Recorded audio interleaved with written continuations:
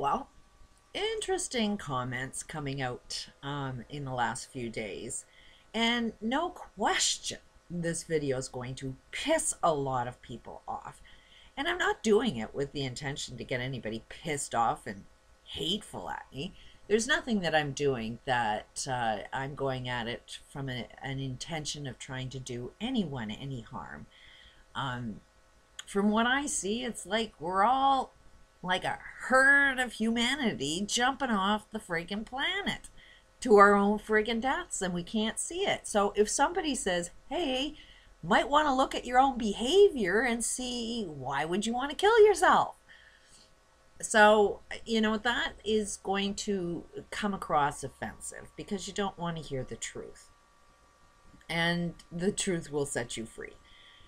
Don't shoot the messenger, just, you're shooting the observer that's kind of observing the really strange behaviors. I'll start off with one really lighter one where I posted a video about Kendra Arneson, who's protesting against the BP oil. And the only reason I see what she's doing is because I've been in her shoes. I've done exactly what she's doing, and it's like, it doesn't work. You got to understand the game to be able to be the winner of the game. And there's no way I was the winner of the game when I was in the game because I didn't understand the game. So while I share what the game is about, it's going to be a little offensive because you're not understanding the game yet. And because I posted my observation of, hey, Kendra, like you can't sit there and say, help me, help me, help me, and not really realize that people have been asking for your help for generations. And you had your eyes shut while you were earning your nice big living. You got an oil industry there that everybody had a hell of a lot of wealth, so they could all afford to buy your fish, and enjoy the good life, the tourist area, the beaches. You didn't care about your environment because it made you really wealthy. You didn't care about all of the really big wrongs going on in the world. We have wars that are killing millions of children to sustain that oil industry that's in your backyard that you want to keep. I don't see them actually saying get rid of all of the oil industry. I've never once heard them say that. The oil industry is killing you, but you don't want to get rid of it because it makes you wealthy. And we're all focused on the jobs, and we're not focused on doing what is right. I mean, I happen to think food is a hell of a lot more important than oil, especially when we have alternative free energy that's being suppressed. You have to want it. If you want to believe it's not there, then it's not there. It'll be the reality you want to create, but it's more than there. We have definitely other ways of getting energy than through oil and through ways of polluting our friggin' planet. That's how we're killing ourselves. Now, one comment that came at me was like, judging by because I'm on a disability, I have too much time on my hands. And it's like, you might want to check yourself as you judge me that I have too much time on my hands and what the hell I'm doing with this channel. There was a cause of why I'm on a disability, okay? Kendra, what is she looking for? She's going to be disabled. She's sitting there in everything that's doing her physical harm, and then once she's disabled, she's going to be in the same boat as me. And after she sort of understands what the game is, she's going to go around talking about it exactly the same way I am, trying to help other people understand what the game is. So, to judge me to do what I'm doing is wrong, that I have too much time on my hands, it's like, clearly, Kendra has too much time on her hands either. To be bitching and complaining. Why isn't she out there working? Like people judge me to be working because there's a few problems out there in the world that a lot of people don't want to wake up to. So I really suggest the person that's judging me to have too much time on my hands might want to wake up to You don't really give a shit about any problems in the world. All you want to do is go around judging people of having too much time on their hands complaining about shit. And more than likely your bank account is pretty big, or you got a nice big house, nice big car using all that oil, and yeah, you're probably a supporter of war, and you probably support everything that's wrong, but you're too busy judging people that are saying, hey, this is wrong. You know, otherwise, why would you judge me to be wrong if you're not in support of what it is I'm complaining about that's wrong? It doesn't make any sense. Now, this is one that's really going to piss somebody off. And I'm not doing it with the intention of pissing anybody off or doing anybody any harm, but there's a secret I was asked to keep. And that's how evil works. Evil wants to play on your kindness, your will to keep the secret. And it's like, I don't play that game anymore. And it's like, I keep your secrets when you are respectful, but it's like when you are disrespectful using that secret, I don't keep the secret. So, I mean, y'all should know that about me, that if you know, I'm an open book and I will talk about every one of my experiences. And if you want to lure me into whatever experience you want me to create about it, I'm going to talk about it. Look at how many videos.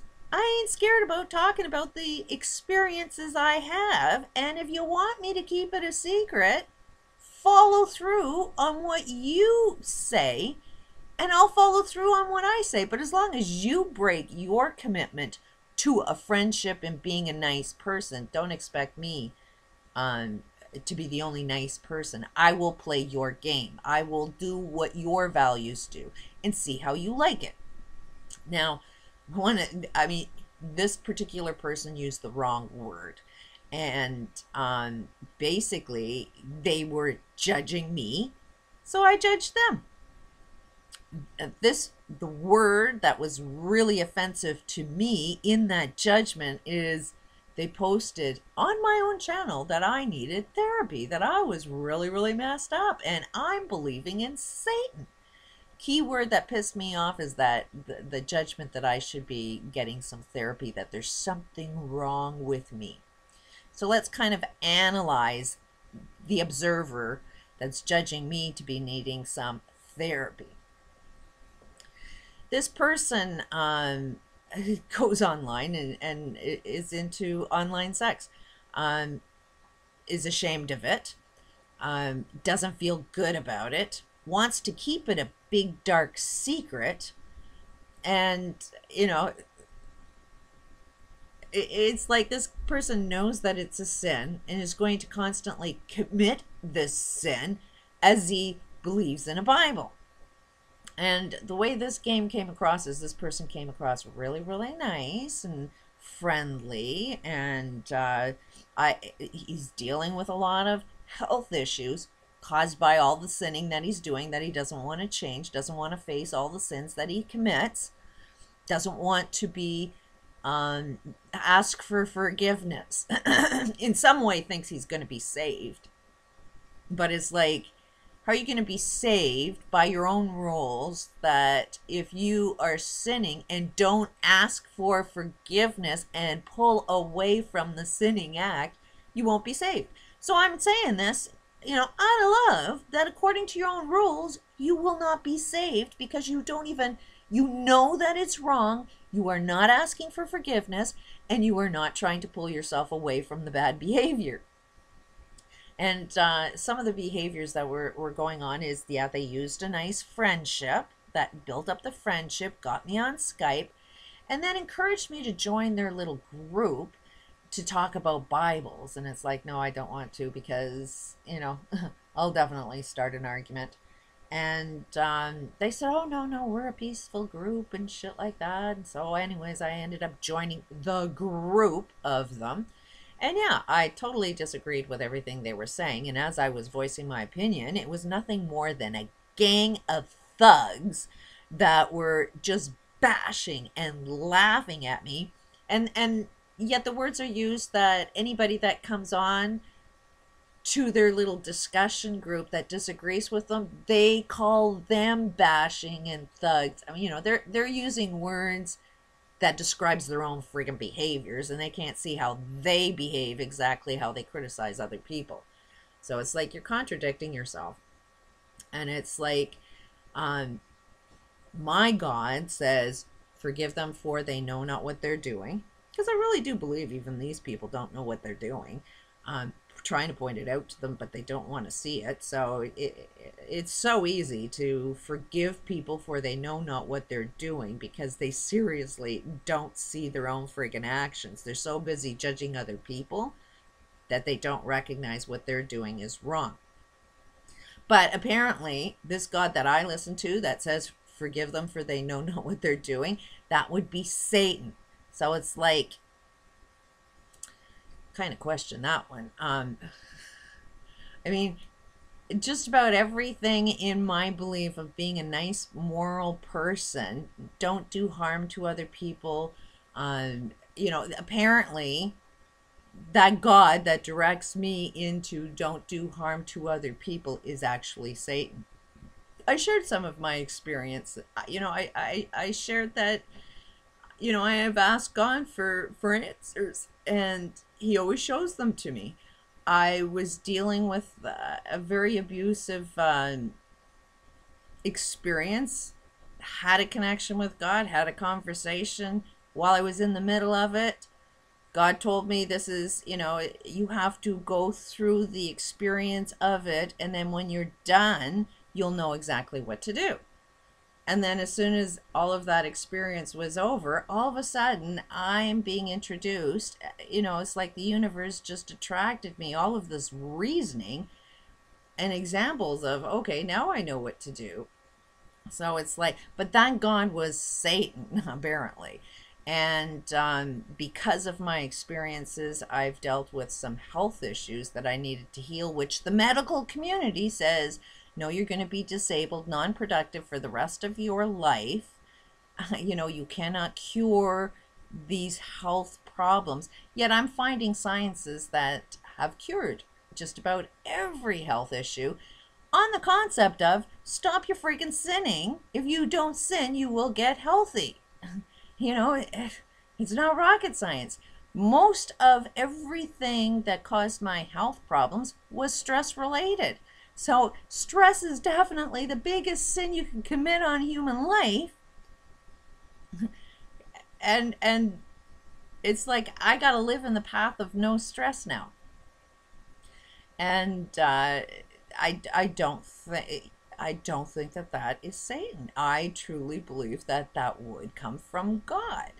So to basically end this video, make my conclusions, really check yourself out before you start judging other people, because I really think if you act more like a pedophile and you think that what you're doing is so right, maybe the God you listen to is more Satan than the God that I listen to.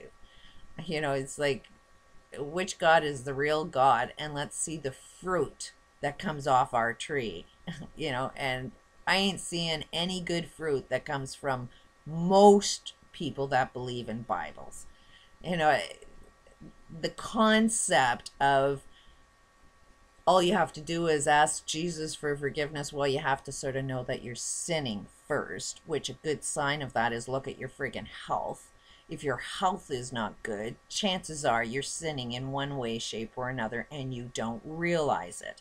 I happen to believe God wouldn't have an all-knowing, and he happens to believe in his own word. So, after you die, God would forgive you, no matter whether you ask Jesus for forgiveness or not, because he would have an understanding that you just didn't really know what you were doing yet. You didn't have enough information. Your mind was not open enough to receive, hey, maybe what you're doing is a little wrong. And the thing that's keeping your mind so friggin' shut is the Bibles. They will keep you in a tunnel vision so you'll never see your own personal wrongs. So that's why I'm kind of against Bibles. I think everybody is basically loving people. But once you're dead, you're dead. This is hell. We are creating hell on earth. And it's our mission. It's humanity's mission to create heaven on earth. You want to live an eternal life, wild as it may sound, you got to create a life that you don't die from. Otherwise, you're killing off a planet and you don't even see it coming, and you think you're the one that's being saved by the Armageddon that you create. God ain't going to forgive you for that. You're dead. You're dead. You ain't saved. You're dead. Peace out.